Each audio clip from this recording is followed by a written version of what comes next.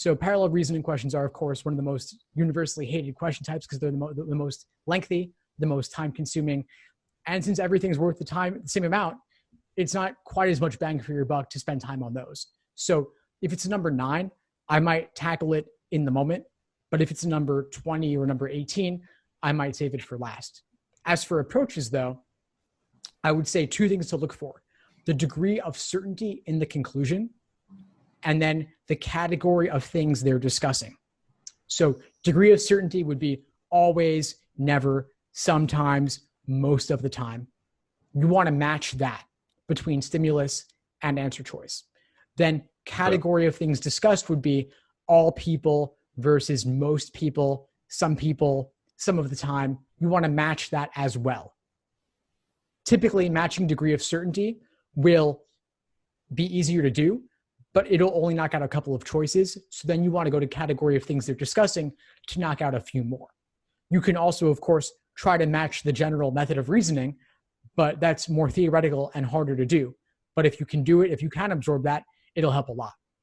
Parallel flaw might be a little bit easier because if you can just identify the flaw, then you just got to look for the same flaw.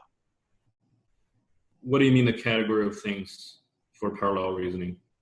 So the category of things would be like saying, rather than saying all people in the world, it would say most people who take the LSAT, which is a more narrowly defined group.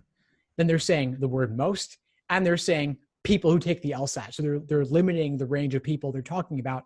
And that limit, that range, should also be reflected in the correct answer just the same. If there is conditional language in the stimulus, I would also expect to see conditional language, or at least conditional logic, in the correct answer.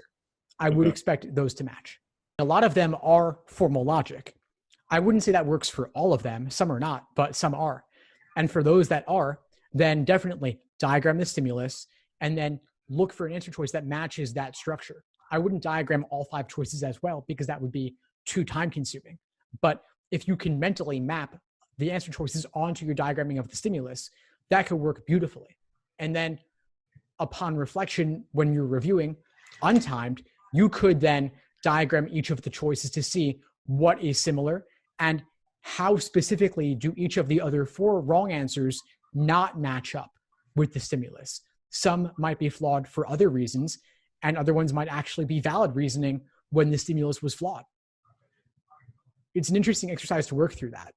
Thanks for tuning into the show. Please subscribe if you haven't done so already to be notified of new episodes as I release them.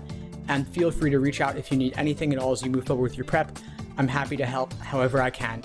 In the meantime, I wish you all the best and take care.